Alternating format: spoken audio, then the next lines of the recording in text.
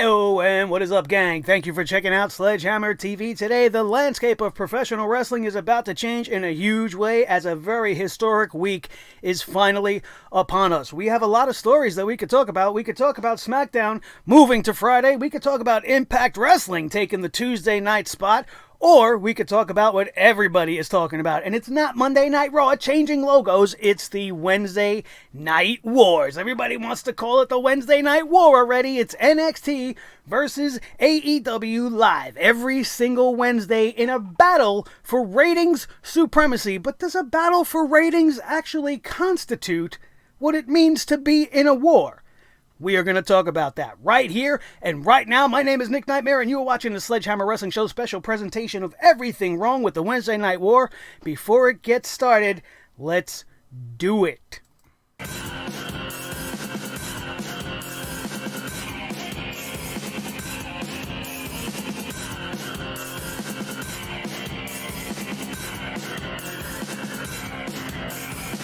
Sledgehammer Wrestling Show.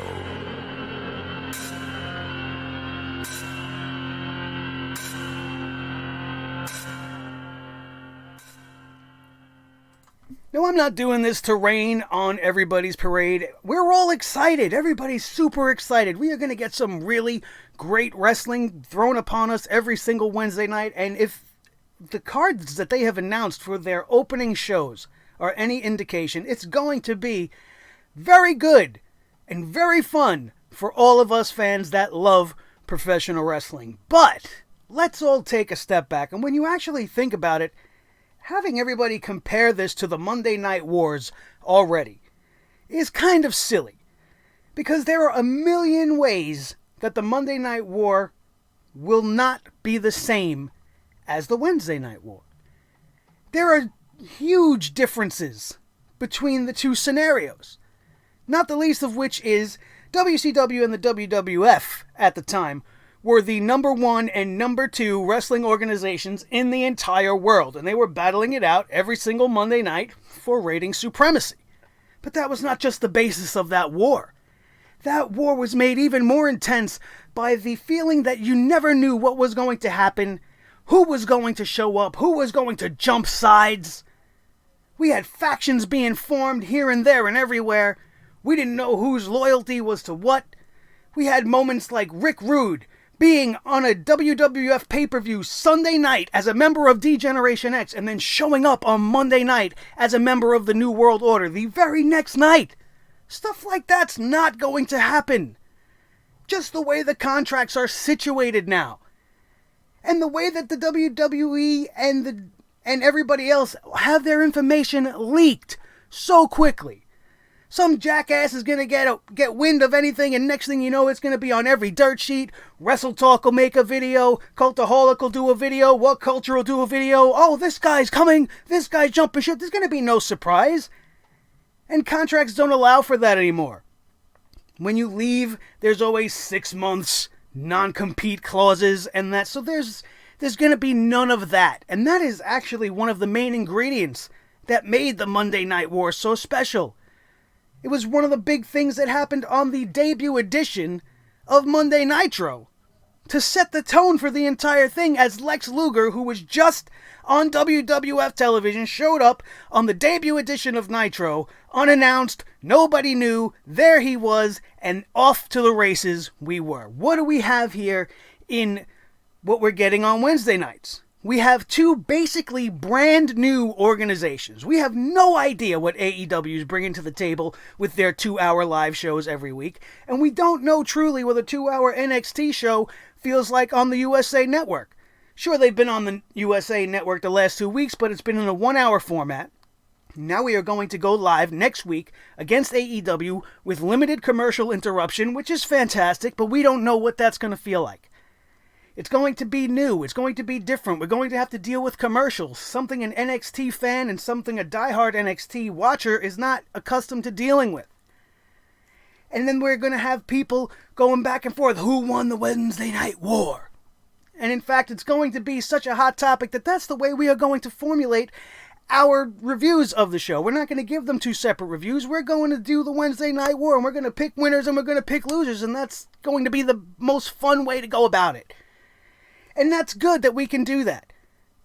And all I'm trying to bring to light is everybody's putting so much pressure on this already that I'm afraid we're compounding it with all our expectations, and it's not going to live up because we've already overhyped this thing. It's not a war yet. A war needs to have time to develop. The Monday Night War, we didn't even know we were in the middle of it until it just all of a sudden was too big to ignore. 83 weeks, the WCW beat the WWE. There was reason for them to fight. And like I said, they were the two biggest companies in the world as far as pro wrestling. NXT is the WWE Farm League. Let's be honest. They're the developmental company. So AEW wants to boast being the number 2 company in the world, but they're only going up against the farm system. It's not like AEW's going up against Monday Night Raw. That would be a lot more of a war if you asked me. Because they're taking on the top show. NXT, just being honest, not due to quality, but NXT is the number 3 brand. It's the number 1 brand as far as wrestling concerned. But it's the 3rd brand of the company. They're taking on the 3rd string. How is that the same as Raw versus Nitro? It's not. So by putting all those expectations on it, we're actually taking it away. We're taking away from it, rather. Contracts aren't structured the same to cause any cool moments. Social media is going to get a whiff of everything. Look at what happened just this week. John Morrison signs with the WWE. What? All I had to do was sign into my feed. Once upon a time, spoilers were out there during the Monday Night War, but you had to actually go and look for them to find them. And if you wanted to avoid them, it was absolutely possible, which is what I did back in the day. It's impossible to avoid these things now. All you got to do is go to your Twitter feed, just load it up. Most likely the first thing on there is going to ruin your day, as far as wrestling is concerned. There's no surprise. There's going to be no extra added intensity outside of the wrestling. So what we're going to have is 2 very good wrestling shows that we're going to be comparing back to back. It's not the same. But the biggest thing wrong with this war, and I'm sorry to bring this up, and if you hate me for it, then that's fine. But if not, I tell you guys all the time, I'm honest if nothing else. The biggest problem with the Wednesday Night War is going to be the fans. And not you guys, my fans, because sledgeheads have a brain. And you might be loyal to one brand or the other, but you're going to watch with objective eyes. Like I do. I have no loyalty to anything but professional wrestling. But you got these fans. Today's fans are assholes. Truly and honestly, they are. Let's take a look at them by division. Right? We got the AEW fan. Blind loyalty. Blind devotion to a show that they haven't even seen yet. They're basing all of their love and support of AEW on the pay-per-views that we have been given by them. They're super defensive. You can't say anything or offer any simple criticism to their show, or they will be all over your ass and just rail you to death. And what we're basically dealing with is a bunch of Bullet Club fans who already hate the WWE with a passion. And they're going to follow Cody Rhodes and Kenny Omega and the Bucks to the end of the earth and back, because they've been with them since the Bullet Club. They've been pulling for them to be successful, and it all actually comes from a negative place of being anti-WWE and not so much for AEW. You're only for them because you hate the WWE so much that you want something else. And you want to be part of this something else that might take out the WWE. Nobody's taking out nobody. Everybody calm down. And then on the other end of the spectrum, you got the NXT fan. And the NXT fan may be just as bad. And I'm not talking about, like I said, guys like you and me that appreciate everything. I'm talking about the NXT fan that's in that audience in Full Sail every single week in that same seat. The people that watch every single week and then don't watch the main roster programming because NXT's where it's at, man. And that might be the case, but you can't ignore everything else. It might be garbage, but if you're a wrestling fan, you should be watching wrestling. NXT fans, again, much like the AEW fan. devotion to NXT for years. It's not blind. It's not coming from nowhere, like in the AEW fans' case. It's coming from 5-6 years of watching some of the best wrestling the WWE's ever produced. They are also super duper defensive. And these guys are basically a bunch of indie marks who already hate AEW. And do you know why they hate AEW? Because they wanted to see Kenny Omega come to NXT. They wanted to see the Young Bucks go to NXT. They wanted to see Cody Rhodes come back to the WWE. And that's why they are so angry with AEW for existing, because now all these talents could never come to their precious NXT. And just like the AEW fan, NXT fans cannot accept the simplest criticism and the fact that their brand might actually make mistakes sometimes. They are the best brand in the business. There's no mistake about that, but they do make errors. Case in point, this week's episode of NXT. I am absolutely impressed with the matchup we've seen between Keith Lee and Donovan Dijakovic. It was an awesome match. Breathtakingly awesome. But I'm not a fan of guys 6 feet tall and 300 plus pounds doing cruiserweight maneuvers. It's dangerous. It's way too extra. It was enjoyable, yes, but those spots make me cringe, and I fear for the well-being of the competitors. That's a little bit of a mistake. We talked about all the mistakes NXT made last week in their 1 hour episode, and then following it up with the mega crash of the WWE Network's second hour. Mistakes can be made by everybody. Shit, I make mistakes 100 times throughout every single video. I don't edit it out, because I keep it real. We do everything in one take. But that's just me. This is supposed to be fun, and there is a lot of potential for us to have fun. But social media has created a brand of wrestling fan that's insufferable, man. They're rude, they're mean-spirited, and they look to offend anybody who's not on their side. What happened to the days of us hanging out, getting together, and talking shit to each other in a fun and playful way? We weren't hiding behind Twitter handles and Instagram feeds and Facebook pages. We used to get together, hang out with your buddies, and sure, you'd give your buddy shit out. WCW sucks. Why are you watching WCW for? But then they tell you, well, man, you missed out. Hogan did this and that, and Nash did this, and Sting came out of the fucking sky dressed up like the Crow, and blah, blah, blah. And then the guy would be like, what? Are you kidding me? You watched that? So then you go back, and you got this guy watching Nitro, and then you're going back to rewatch Raw, and everybody's talking, and we're all having fun. And we're all kept on edge, because we never know what's going to happen. Who's going to jump ship? Who's going to do what? Everything that happened with Brett. All that shit's not going to happen again. That's what made the Monday Night War magical. That's why we look back on it with such fond memories.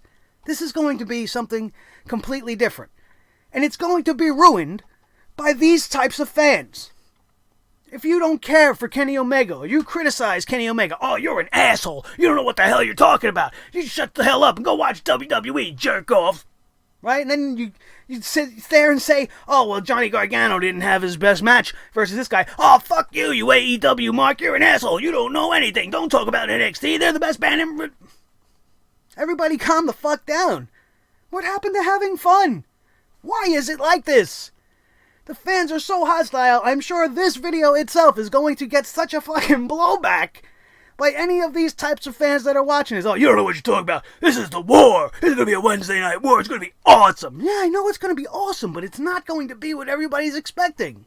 A battle for ratings between these two programs are going to generate great wrestling, going to give us good stuff to watch, but it's not going to have that same feeling that everybody's looking to feel again from the Monday Night War. It's just going to be different, is all I'm saying. Stop comparing it to the Monday Night War, because that can't be duplicated.